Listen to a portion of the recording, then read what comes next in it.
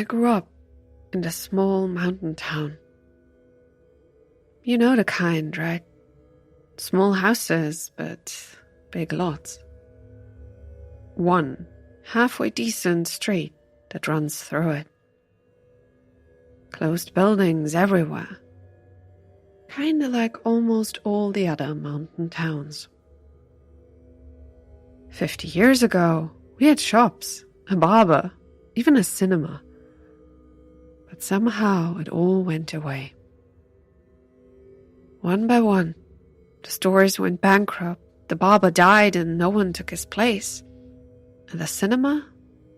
Well, at first, the owner tried whatever he could to keep it alive, including promotions and even one night a week where he somehow turned his parking lot into a drive-in cinema.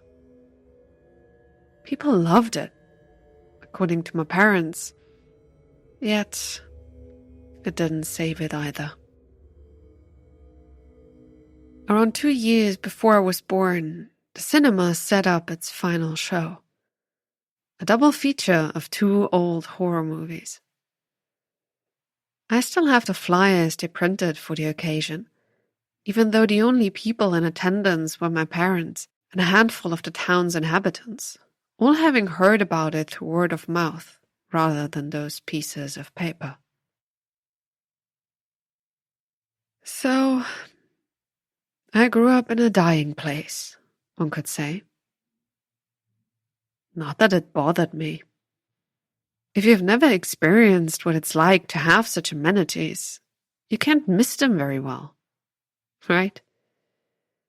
If I wanted to go shopping, we had to drive an hour.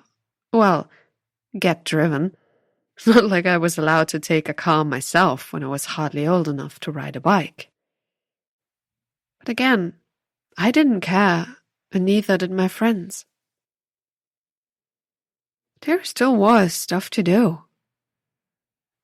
Even though what some people honestly called the high street had practically died out by then, we still had ways to have fun and pass the time. There were hiking trails all up the mountain, a lake close by, even one of those scenic outposts the handful of tourists we got each year used for photos. It definitely wasn't the worst place to grow up in, is what I want to say. As long as you were creative, you didn't get bored. We tried our hands at building tree houses more times than I can count. It never really worked, and after a few years, we finally decided to change our plans to something one could loosely describe as a fort. We hauled a whole lot of old tools up the steep slopes to build it, and it took us all throughout spring and into summer before we finally managed to put 4 walls up.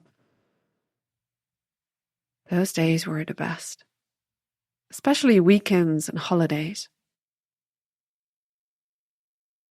My parents and I lived together with my grandpa, and the old man was a veritable treasure trove of strange stories and bad advice. He told me where to find one of the bigger axes and then how to sharpen it. It was also he who taught me how to safely set up a big campfire, much to the chagrin of my mother. I still remember he followed me one day, up the trails and to the fort, then laughed when he looked at our construction. We children thought we'd be in deep shit. But my grandpa beamed with joy, promised us that he wouldn't say a word to any other adult, and walked off again. I think I understand now why he did it, and also why he didn't rat us out to our parents. The old man really loved me. He wanted to make sure we'd not get hurt, and after seeing the sorry state of our construction, he must have concluded that there was nothing too big or too dangerous going on up there. I still remember his laugh, even now. People called him strange and eccentric, but among all the adults in the town, he was probably the only one who really listened when I told him something. It's kind of sad, looking back, knowing what I know now. Maybe I should have talked to him more. He might have been able to stop or help with what had happened around a year later. The winter after we built our fort wasn't very kind. Blizzards hit the town on 4 different occasions.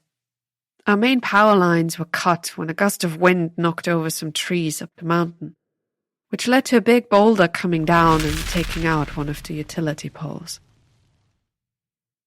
Thank God, practically every house in the town had its own backup generator. No one froze to death, at least, even though the family to our left had to come over, since their house was one of the newer ones without a plan for such emergencies.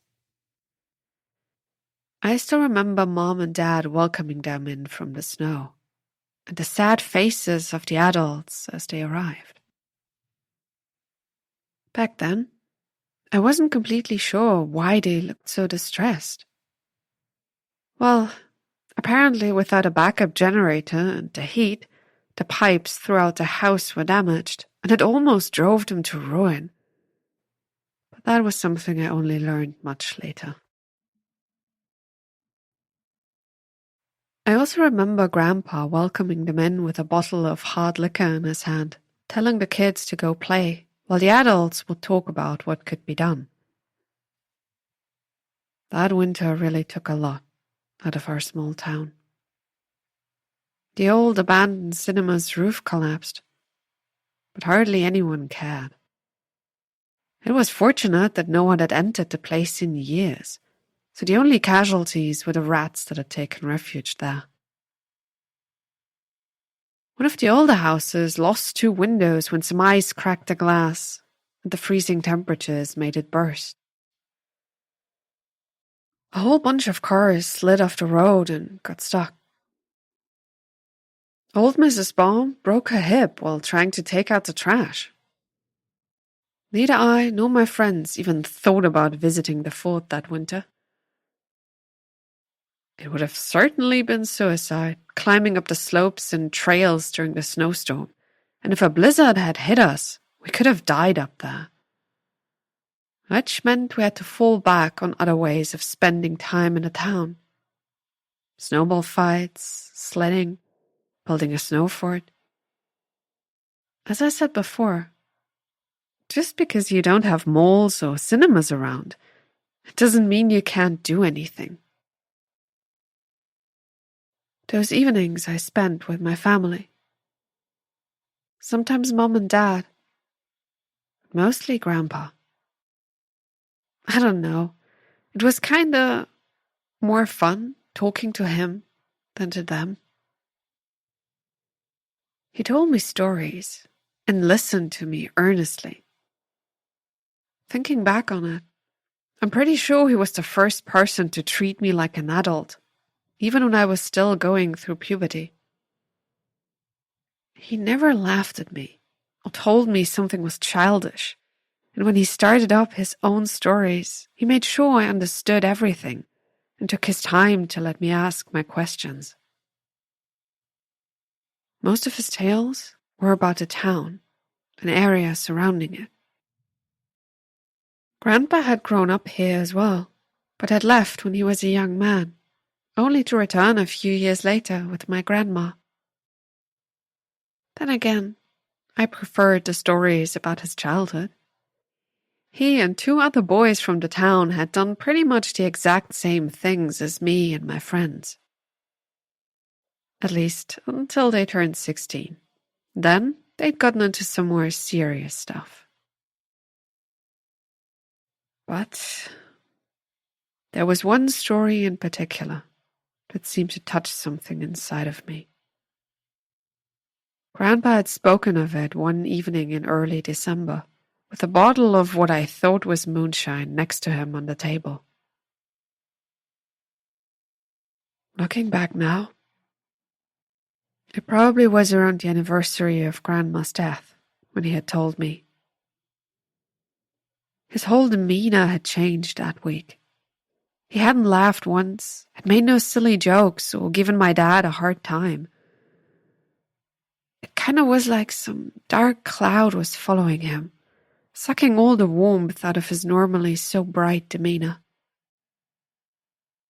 Mum and Dad had given him a wide berth, but I didn't realize that the old man probably wanted to be alone.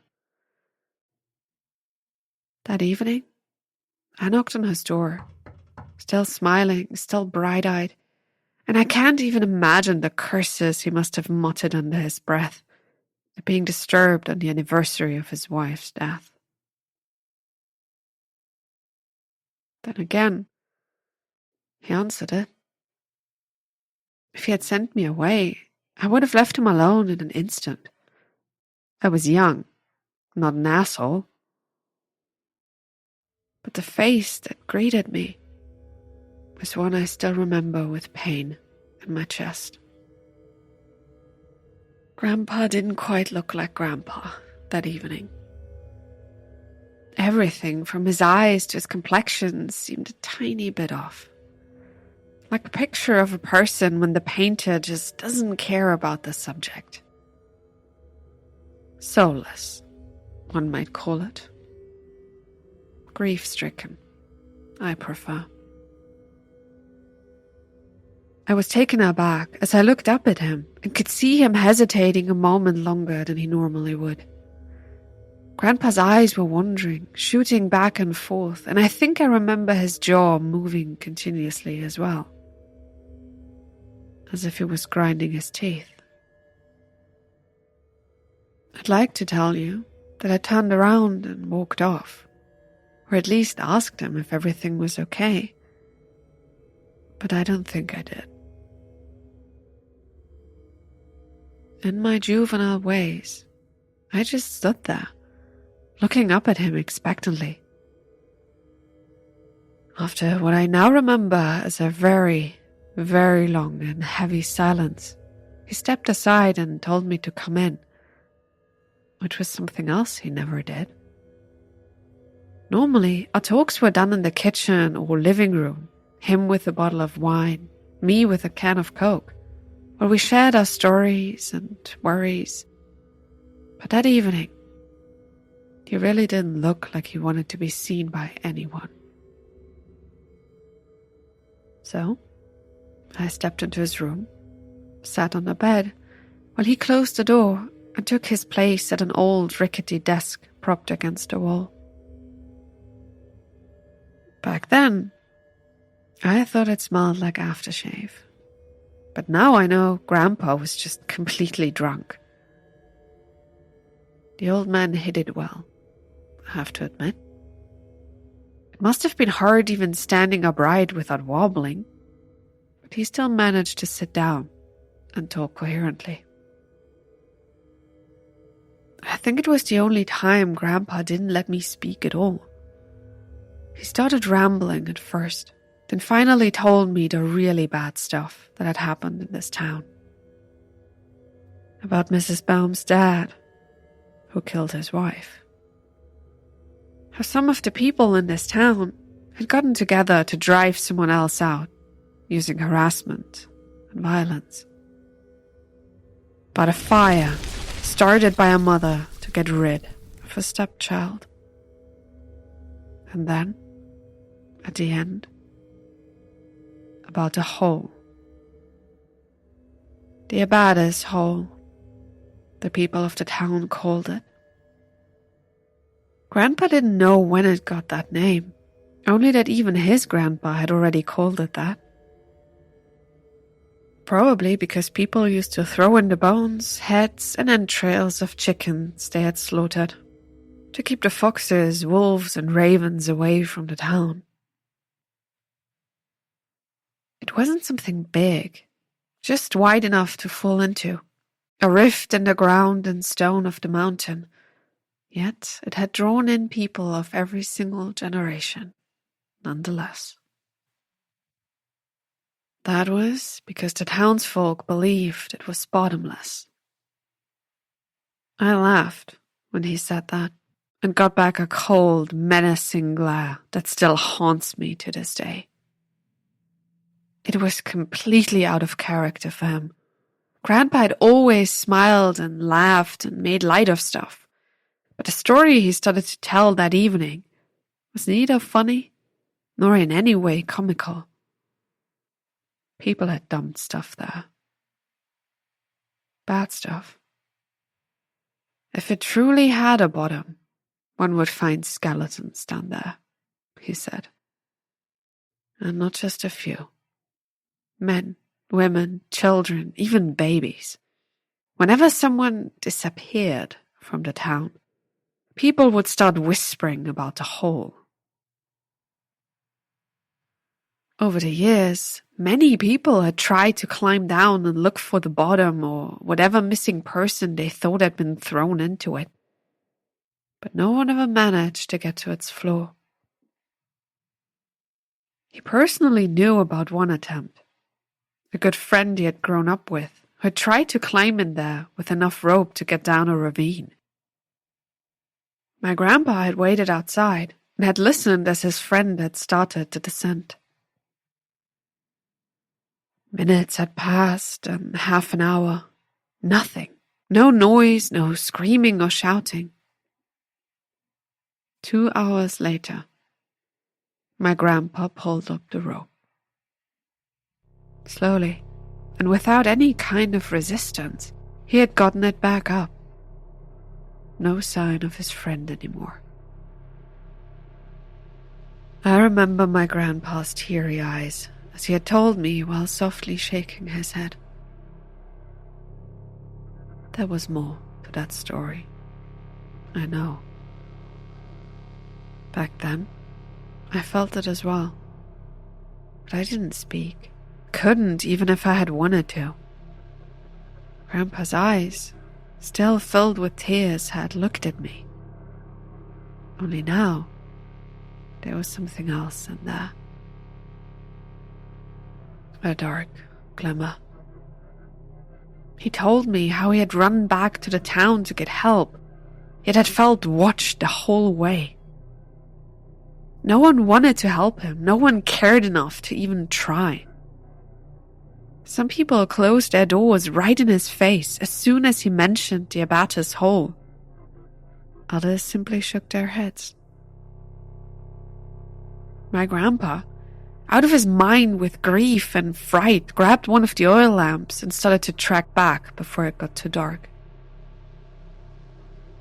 Just, according to him, the woods around the town suddenly seemed different. Darker, tighter, and far less welcoming.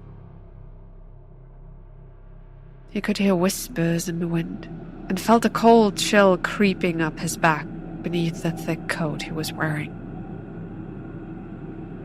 With a broken, low voice, he told me that he reached the clearing with the hole again just as the light was starting to set, yet couldn't move a single step closer as it finally came into view.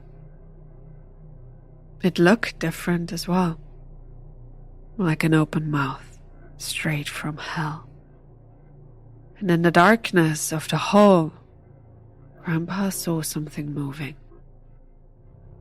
Shadowy fingers grabbing hold of the edge, eyes cold yet burning with rage. He told me that he instantly knew what he was seeing. His friend was coming up again. Only, it wasn't really him anymore. According to some old legends, the devil himself was sitting down at the bottom, grabbing whatever got thrown in there, twisting it, changing it, before letting it go again.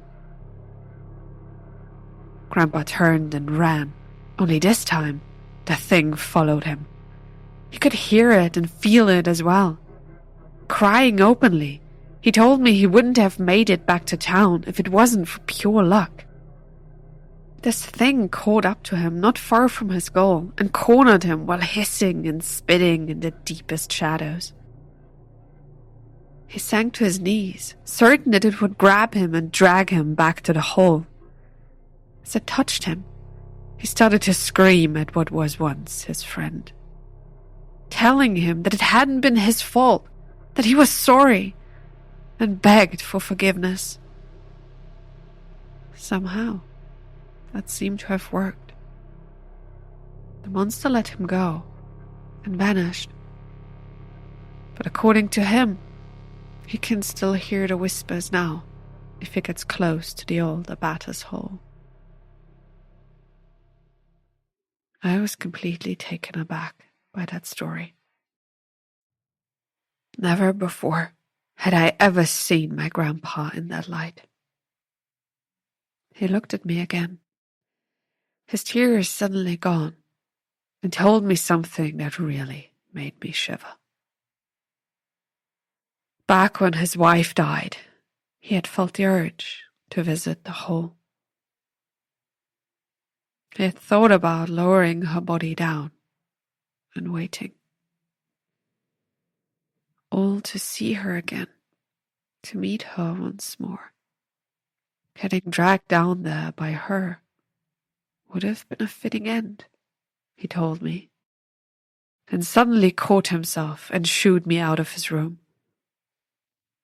That evening, as strange as it was, still seems eerily fresh in my memories. He should never have told me that story. Not because I started seeing him in a different light, but because of what happened next. I'm sure you can guess already. Yeah, being young and being dumb seemed to go hand in hand. The very next day, still during the height of winter, I walked over to my friends' houses, telling them about the new scary place I had discovered. None of them had ever heard of that hole, so they didn't believe me, at least at first. 2 of them followed me out into the woods, and we started to look around. It took us all day until I finally thought I could see something akin to what Grandpa had told me about. A clearing on a rocky outcrop right on the hillside. My heart was beating faster as we approached, and I tried listening for the whispers in the wind. But even though I claimed otherwise back then, I couldn't hear anything. The only thing I thought was strange about that place was that there was no vegetation anywhere around the fissure in the rock. It started about 20 paces out, where not just no more trees were growing, but no grass or moss or lichen. That was something that really wasn't common around my hometown. Normally, any place touched by the sun during the day had at least a bit of overgrowth on it. Vegetation tends to find ways to grow everywhere, especially the moss and the lichen, but the stones around the hole were completely blank and empty. Dead, I remember thinking, and felt a cold chill under my winter coat. My 2 friends probably felt the same way. The younger one, Peter, stopped short of the clearing at first. We had to almost drag him out from between the trees so we could all approach this mysterious hole together. To my utter dismay, it looked normal. Besides the missing vegetation, there was no sign of anything extraordinary going on there. Yeah, it was a hole in the stone, but nothing more. Countless fishes could be seen along the mountain, yet somehow I still was sure we had found the right one. We stopped just short of it, and I remember shining my flashlight into the darkness, ready to jump back at the first sign of movement. But nothing was going on in there. My friend was the first to pick up a small pebble and throw it in, as we all listened with bated breaths. The small rock struck the side again and again and again while tumbling down. Each hit sounded fainter than the last one, each echo quieter. We shot each other some looks while we waited for a final noise. But to our surprise, it really didn't come.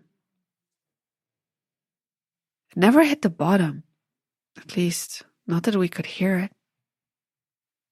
I picked up a bigger stone, around the size of my fist, and dropped it in next. Again, the same thing repeated. Clinking against the walls, the rock made its way down, disappearing in the darkness after a few seconds, then dropping further and further until its noise simply vanished. Peter piped up, telling us to stop it, and not even a moment later, a strange stench hit my nose. It didn't smell rotten, but damp and musty. The same stench the old cinema gave off in summer after it rained. We all covered our noses anyway and stepped back. There was no longer any doubt that we had found the right hole, and that was when the trouble started. My friend wanted to throw ever bigger things in there to see if we could fill it up, but Peter demanded that we leave as soon as possible. The two of them got into a fight pretty much instantly while I tried to calm them down. Insults were thrown around. Childish ones, of course, but they soon turned rather more sinister. I could feel the cold chills creeping up on me, and smelled the stench now through the sleeve of my jacket. This hole was reacting to the noise, to the aggression. I know now. I think it was Peter who started the shoving after Matt, a friend, insulted his mom. Someone screamed. That I remember well, since I could hear the voice traveling down the hole, echoing back from its walls, just like the stones beforehand. It sounded creepy, coming from that place. My grandpa's face flashed in front of my eyes as Peter howled. They were shoving each other openly now. I tried to get in between them and got hit from both sides. To this day, I maintain that I didn't know what I was doing. This anger overcame me. Both of them were behaving like savages. I stumbled, staggered, then jumped forward to give them payback. Peter shrieked again as I hit him square in the face and sent him flying back. My other friend had shoved him as well. I think I remember him grinning widely at that moment as we watched a young boy tumbling over. Was that the influence of the hole as well? I'm not sure if I'm just imagining it or if it's real. Maybe my mind is still trying to protect me from what I've done. Peter cried as he rolled back and his feet disappeared in the darkness of the hole. I screamed as well, as did my other friend. We both dove forward, grabbing hold of Peter's arms. It should have been easy, holding on to him, right? The ground was level, there was no snow, no ice to speak of. Yet I still remember grabbing the sleeve of Peter's jacket and suddenly getting yanked forward. Something was dragging us over the stone, holding onto Peter's feet and pulling him in. The boy was still screaming, but now not out of anger, but fright. I remembered Grandpa's story. Was he really truthful with me? With how his friend disappeared back then? The longer I think about it, the less convinced I am. This hole, there's something wrong with it. I let go of Peter's jacket at the same time as my other friend, when we both realized that whatever was pulling at him would drag us down into the hole as well. The cry that followed and the sound of his fingernails still trying to hold onto the blank stone haunt me most nights. I even remember the panic on his face, the paleness of his skin, and the pleading in his eyes. Whatever was in that hole, I dragged him in, and the last thing we heard of our friend was the scream that echoed back up again, getting quieter and quieter the further down it went. My friend and I jumped up and ran back to the town, back to our families. We told them that we just randomly happened across a fissure and Peter fell in.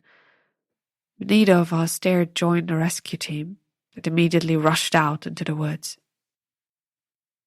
Mum and Dad stayed with me and consoled me as I cried and cried, blabbering on and on about how I couldn't save him. From time to time, people would come back and ask me where exactly it happened. I was completely scared out of my mind back then. My story changed every time someone asked me again, and I guess the same thing must have happened with my other friend. Every time they came to ask, the adults looked paler, more exhausted and exasperated. Almost all of them, besides Peter's parents and uncles, stopped looking by nightfall. I remember it well, the strained atmosphere around the house and the whole town. People weren't talking openly, but as the light vanished, I finally heard it. The whispers in the wind passing by my home, just like Grandpa had told me. An eerie voice hidden in the rustling of leaves and the creaking of boards. It was calling out to me, saying my name and the one of my friend. I stayed huddled on the couch between Mum and Dad that night until the screaming started. Somewhere close by, a window broke, and I immediately knew which house it had come from. My other friend had just cried out. Mum hugged me closer at the noise, and in my panic, I uttered its name.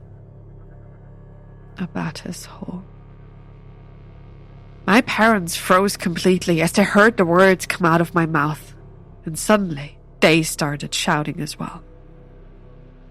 I had never seen my dad this angry.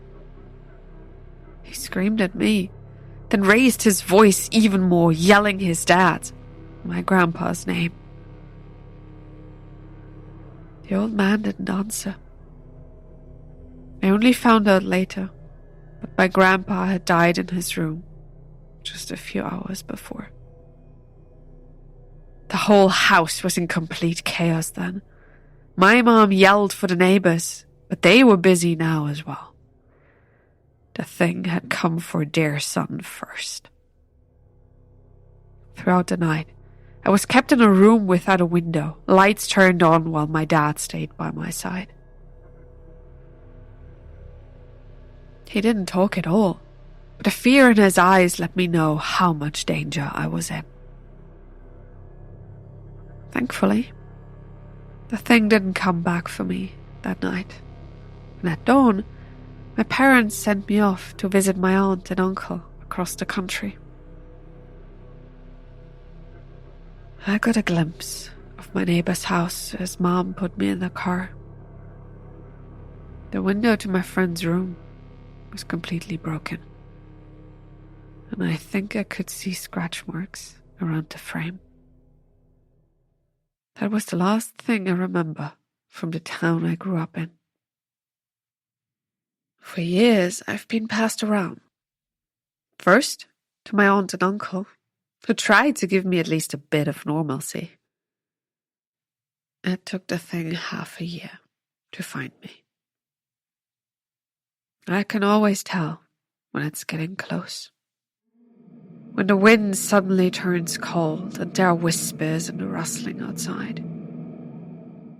For my aunt and uncle, I got sent to some friends of the family, then on to other people. Each time, I can only stay for a few months at most before it gets close again, and I need to leave once more. My dad wrote me a letter. Peter's parents still blame me. Grandpa's been buried next to his wife. The town is slowly returning to normal, even though the children are no longer allowed to go out into the woods for the time being. Some of my friends I told about the hole started asking questions, which freaked out their parents. He wishes me luck and loves me. I can feel it now as well. Sometimes when I sleep, I can see it. What Peter has become.